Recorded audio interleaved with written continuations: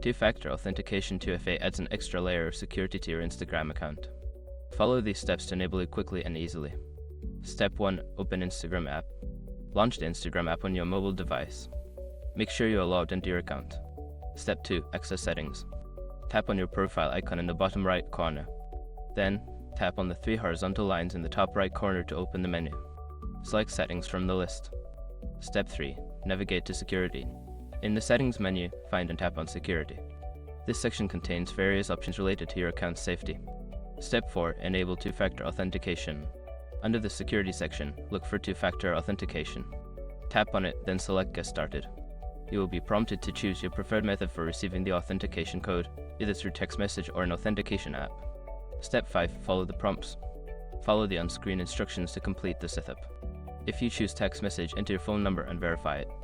If you choose an authentication app, follow the instructions to link it to your Instagram account. Once you have completed these steps, two-factor authentication will be activated, enhancing the security of your Instagram account. Stay safe online.